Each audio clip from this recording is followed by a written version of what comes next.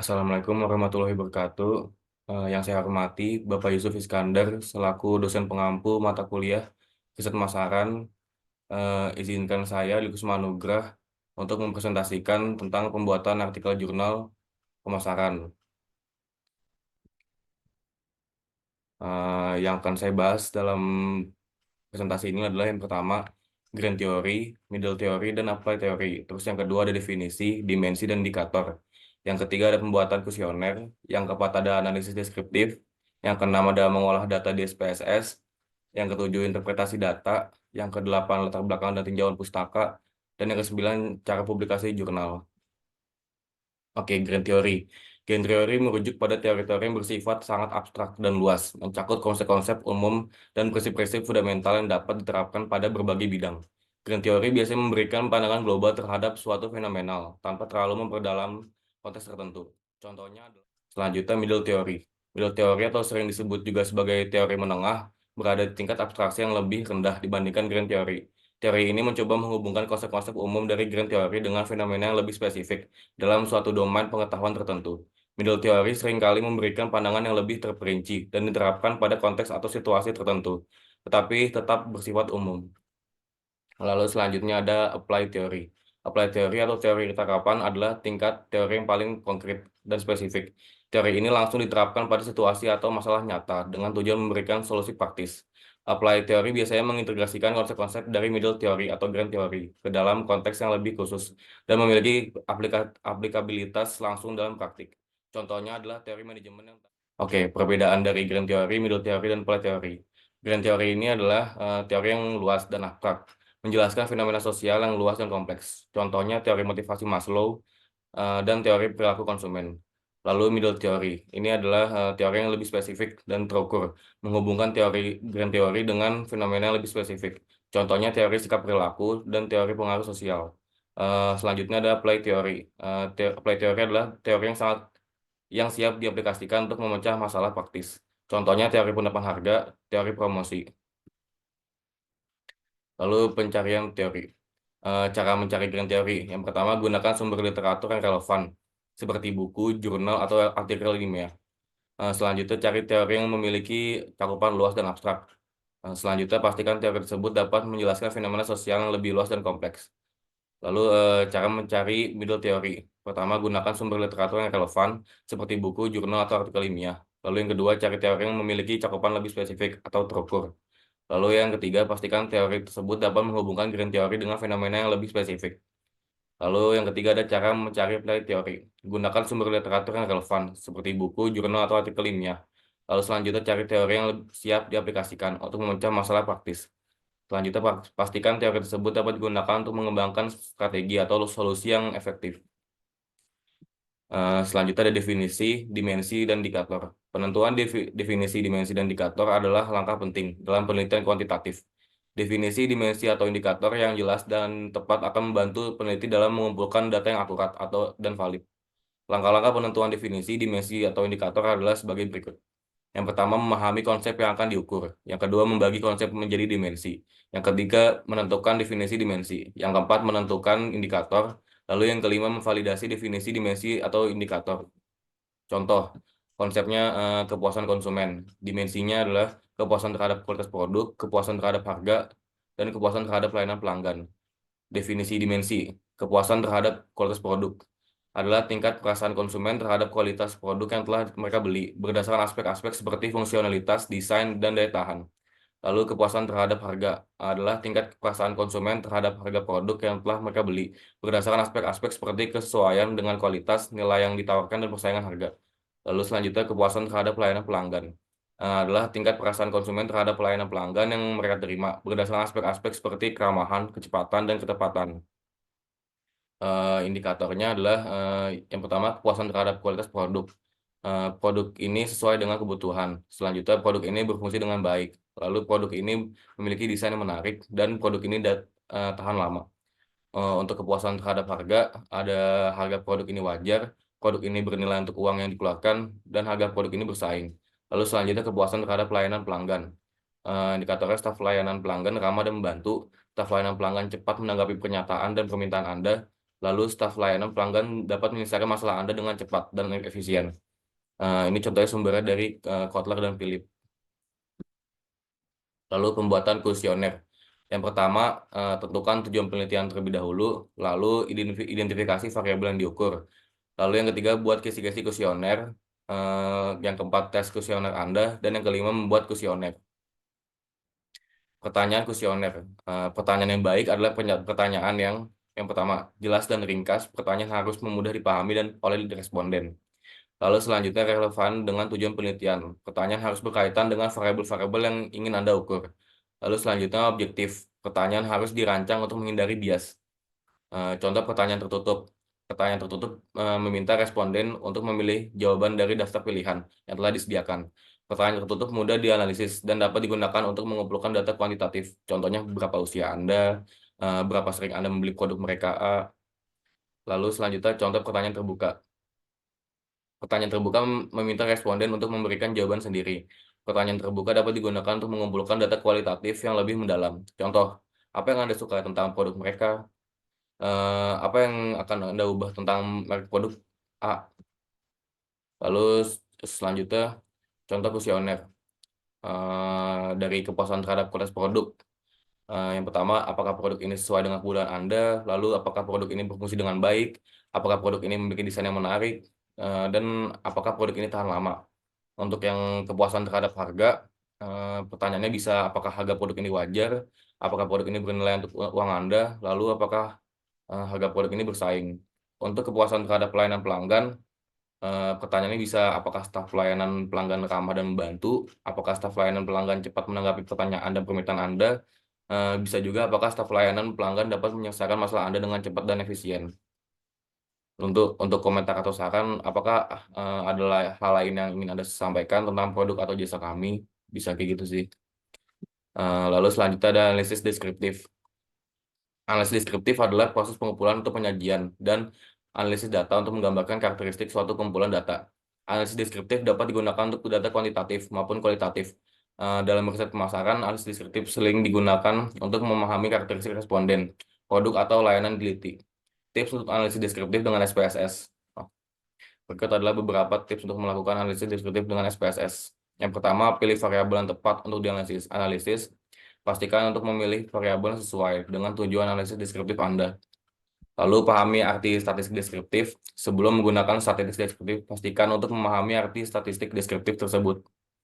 Lalu selanjutnya sajikan hasil analisis deskriptif dengan jelas dan ringkas. Hasil analisis harus disajikan dengan jelas dan ringkas agar dapat dengan mudah dipahami oleh pembaca. Lalu selanjutnya analisis deskriptif di SPSS. Berikut ini adalah langkah-langkah singkat untuk melakukan analisis deskriptif di SPSS. Yang pertama, siapkan data di Excel hasil jawaban responden. Lalu yang kedua, masukkan data ke dalam SPSS. Data yang akan dianalisis harus dimasukkan ke dalam SPSS dan dalam format table. Setiap baris mewakili satu observasi dan setiap kolom mewakili satu variabel. Lalu yang ketiga adalah pilih menu analyze, lalu selanjutnya deskriptif statistik, lalu selanjutnya deskriptif. Lalu yang keempat adalah pilih variabel yang ingin dianalisis. Terus yang selanjutnya klik OK. Uji validitas. Yang pertama klik analyze, lalu klik correlate, dan terakhir bivariate pada SPSS. Kemudian pindahkan seluruh item yang digunakan untuk menguji satu variabel dalam pengukuran validitas ini. Sesuaikan format dengan checklist person and to tail seperti gambar di samping ini. Lakukan pada seluruh item yang digunakan dalam penelitian. Lalu selanjutnya uji reliabilitas. Langkah pertama klik analyze, klik scale, dan reliability analysis. Langkah kedua pindahkan setiap item variabel tanpa totalnya, kemudian pilih statistik dan pilih scale if item delete. Setelah itu klik continue di bawah dan klik OK. Kemudian akan muncul hasil output Cronbach Alpha, yang dimana beberapa ahli berpendapat jika nilai lebih dari 0,6 maka dianggap reliable. Hal ini kita ulang lakukan untuk seluruh item yang diuji pada variabel yang kita teliti. Lalu selanjutnya ada uji regresi sederhana. Yang pertama klik analyze, lalu klik menu analyze di bagian atas layar, pilih regression, lalu pilih linear. Selanjutnya pilih variabel bebas dan variabel terikat pada kotak dialog linear. Pilih variabel bebas X di kotak independent variables dan variabel terikat Y di kotak dependent variable. Lalu klik OK untuk menjalankan regresi sederhana. Interpretasi, analisis, dan deskriptif. Analisis deskriptif demografis. Berdasarkan di tabel di samping, mayoritas responden dalam penelitian ini adalah perempuan, yaitu sebanyak 121 orang, 86,4%. Sementara itu laki-laki hanya sebanyak 19 orang, yaitu 13,6%. Berdasarkan tabel di samping, mayoritas responden dalam penelitian ini adalah pelajar atau mahasiswa, yaitu sebanyak 121 orang, 86,4%. Sementara itu, guru pegawai negeri dan pegawai swasta hanya masing-masing sebanyak satu orang, yaitu 0,7% dan 17 orang, 12,1%. Berdasarkan tabel di samping, mayoritas responden dalam penelitian ini memiliki penghasilan kurang dari 500.000, yaitu sebanyak 46 orang, atau 32,9%. Sementara itu, responden dengan penghasilan di samping 4,5 juta, hanya sebanyak 16 orang, atau 11,4%. Lalu selanjutnya, interpretasi analisis deskriptif. Eh, yang pertama, produk quality. Ya. Kata-kata responden menilai kualitas produk sebesar 43,37 dengan standar deviasi 4,252. Hal ini menunjukkan bahwa secara keseluruhan responden menilai kualitas produk cukup baik. Lalu untuk brand image, kata-kata responden menilai citra merek sebesar 19,49 dengan standar deviasi 2,127. Nilai ini lebih rendah dibandingkan dengan produk quality. Selanjutnya, sosial media influencer. Kata-kata responden menilai pengaruh influencer terhadap keputusan pembelian sebesar 12,87 dengan standar deviasi 1,687. Lalu selanjutnya, purchase decision. Kata-kata responden menilai kemudahan keputusan pembelian sebesar 28,67 dengan standar deviasi 4,095. Lalu interpretasi uji validitas. Dalam penelitian ini, eh, dengan 130 sampel, DF menjadi 128. Nilai kritis R tabel pada tingkat signifikasi 0,05 adalah 0,1723. Hasil lengkap uji validitas variabel yang mencakup status validasi, valid atau tidaknya atau tidak validnya untuk masing-masing indikator.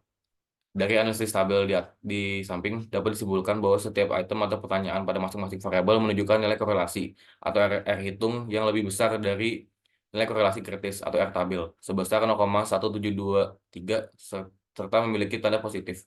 Oleh karena itu, keseluruhan 26 butir pertanyaan atau indikator yang digunakan dalam penelitian ini dapat dinyatakan valid.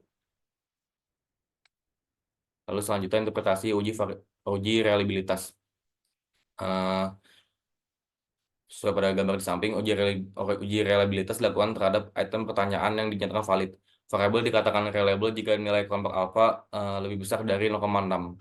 Semakin nilai alfanya mendekati 1, maka nilai reliabilitasnya datanya semakin terpercaya. Lalu berdasarkan tabel di samping bahwa hasil perhitungan dari variabel tersebut dinyatakan reliable. Hal ini dapat dibuktikan dari nilai kelompok alfa di samping memiliki nilai di atas 0,6 dan mendekati 1. Maka nilai reliabilitas semakin terpercaya. Lalu interpretasi uji hipotesis.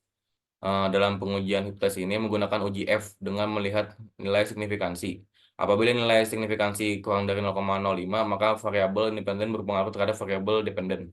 Dalam hal ini, nilai signifikansi pada variabel kepuasan pelanggan lebih kecil dari 0,05, maka hipotesis kepuasan pelanggan mempengaruhi loyalitas pelanggan dapat diterima.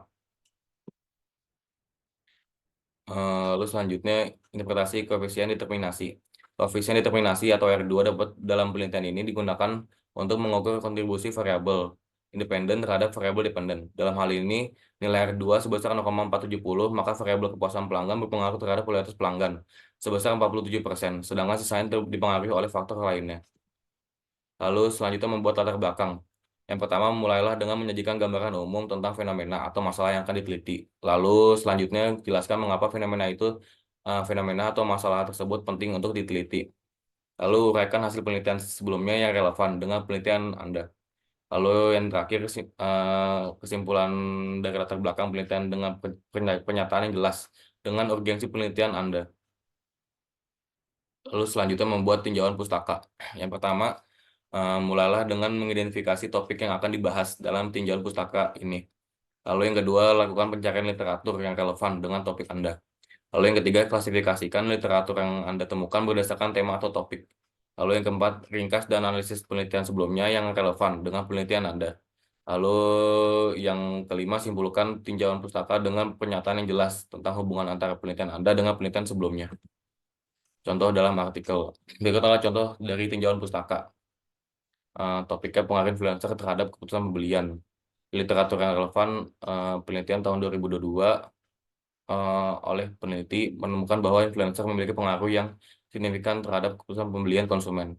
Nah, analisisnya itu penelitian sebelumnya menunjukkan bahwa influencer memiliki pengaruh yang signifikan terhadap keputusan pembelian konsumen. Kesimpulan, penelitian ini akan menguji pengaruh influencer terhadap keputusan pembelian konsumen di Indonesia. Penelitian ini akan fokus pada pengaruh influencer terhadap keputusan pembelian konsumen yang berusia muda dan memiliki tingkat kepercayaan yang tinggi terhadap influencer. Tinjauan pustaka yang baik harus dapat menjawab pertanyaan-pertanyaan berikut ini. Yang pertama, apa yang telah diketahui tentang topik yang akan diteliti? Lalu yang kedua, apa yang belum diketahui tentang topik yang akan diteliti? Lalu yang ketiga, bagaimana penelitian Anda akan mengisi kesenjangan penelitian yang Anda? Lalu yang terakhir, publikasi jurnal. Ini adalah langkah-langkah singkat untuk publikasi jurnal. Yang pertama, pilih jurnal. Oke, sekian dari saya. Kurang lebihnya mohon maaf. Terima kasih.